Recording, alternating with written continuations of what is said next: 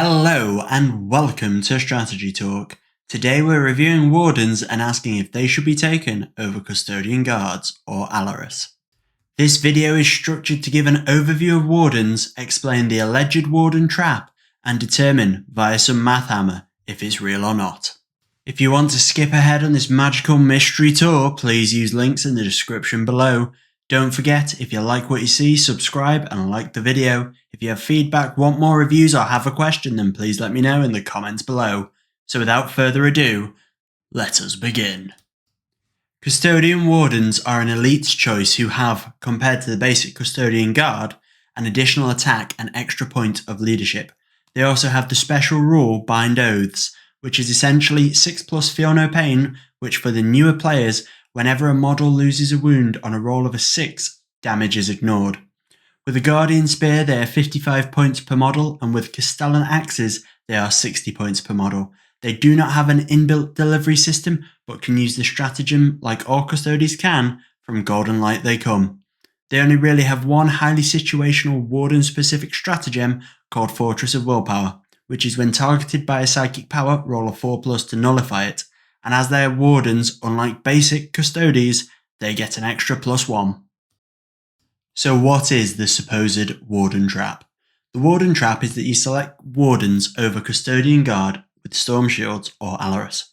This is supposedly a bad points investment as the elite slot is heavily contested and they're a middle of the road unit that doesn't do much well.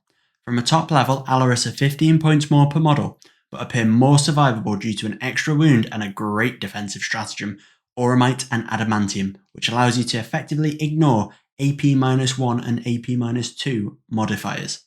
Custodian Guards take up a troop slot, and with Storm Shields have the best armor saves in the codex of 1+, 3++ invulnerable, but deal less damage and are cheaper than Wardens.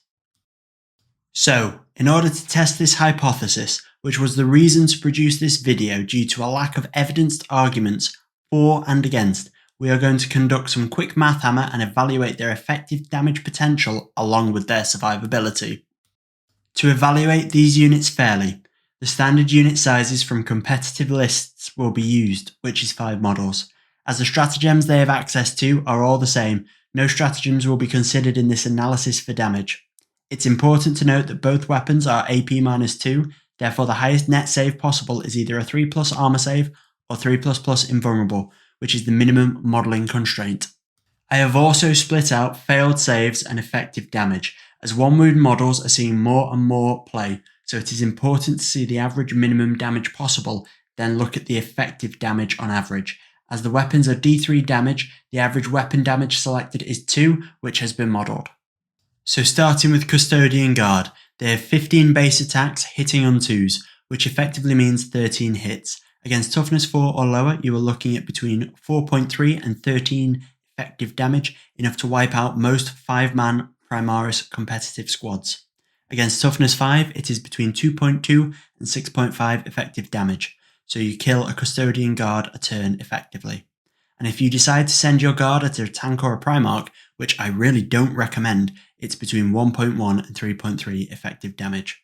When we look at the Allarus and the Wardens, there are 20 base attacks, hitting on 2s, which effectively means 17 hits. Against toughness 4, it's between 7.1 and 21.3 effective damage, which blends a tactical squad a turn on average. Against toughness 5 to 7, it's between 5.7 and 17 effective damage, which on average is enough to kill most tanks. Against toughness 8, it's between 2.8 and 8.5 effective damage. Whilst they can hurt Primarchs and Knights, they're better options in the codex that can 1-turn kill them in 70% of the time. And if your opponent brings a Titan to play, you're looking at between 1.4 and 4.3 effective damage. So, comparing the survivability.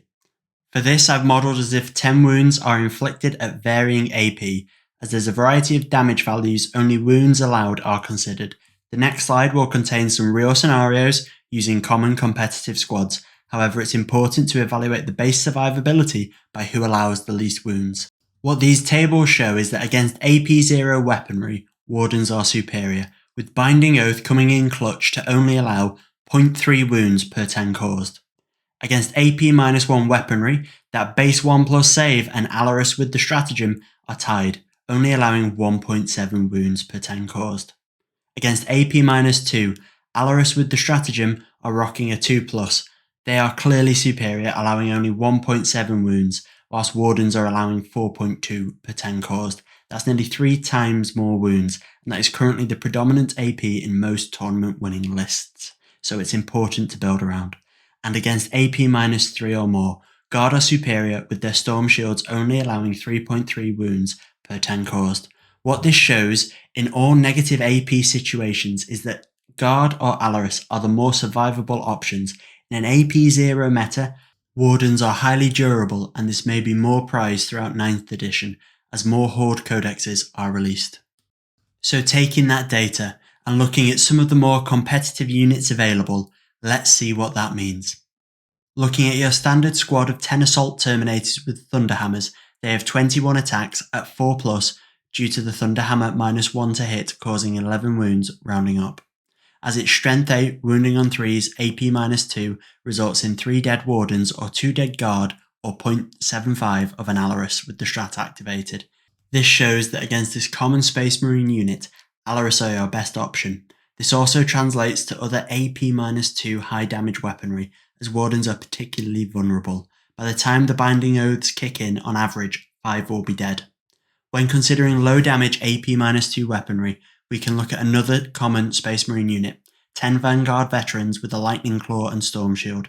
They would on average kill 1 Custodian Warden a turn, whereas Allarus Custodians with the stratagem up only lose 1 wound on average from a full squad's attack.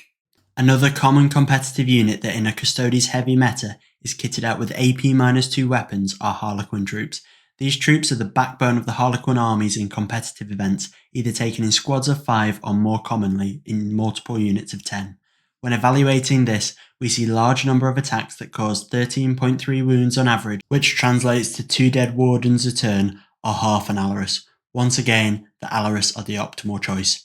Looking now at AP-3 weapons, I've chosen to take units from very recent tournaments that have popped up multiple times, using a high damage option and a low damage option to emphasize the potential results instead of fractions of a model. First up, Centurion Assault Squads. These big boys have been seen more recently in several tournaments in Custodes' dominant meta. Their siege drills hit at strength 10, AP-4, damage 3, and in a 6-man squad, their 19 hits translate to 8.7 wounds on average, which translates to 4 dead Wardens, 3 dead Guards, or 2 dead Allarus. Only 2 Allarus die because they're 4 wound base, and there's no damage spillover in 9th edition. This is another benefit of Allarus having 4 wounds base compared to 3. Now contrasting to low damage AP-3 weaponry, another common competitive unit is Blade Guard Veterans. Their mastercrafted power weapon hits at strength 5, AP-3, damage 2, and in a 5-man squad, their 16 hits translate to 1 dead Warden and Guard, and then 1.5 Allarus. This shows the variance that occurs in impact with high damage weaponry versus lower damage ones. Now we're in the home stretch, and closing it out, let's look at an AP-1 unit that's come to prominence in some metas from February, Demonettes. Their standard squad size is 20, and due to graceful killers, they get an extra attack. Their piercing claws hit at strength 3, AP-1, damage 1, and 6s to wound instead are at AP-4. This translates to 1.3 dead Wardens, 1 dead Guard, but only 3 wounds to an Allarus with a stratagem. So in conclusion, drawing all this information and mathammer together, what does it tell us? It says that against the current competitive units, the Warden Trap is very real. Allarus are the main way to go for multiple reasons currently. For an extra 15 points, you get an additional wound that drastically changes damage 3+ maths at higher APs, reducing losses by 50% in some cases. At the predominant AP of the meta -2, their stratagem, Auramite and Adamantium dramatically increases their survivability.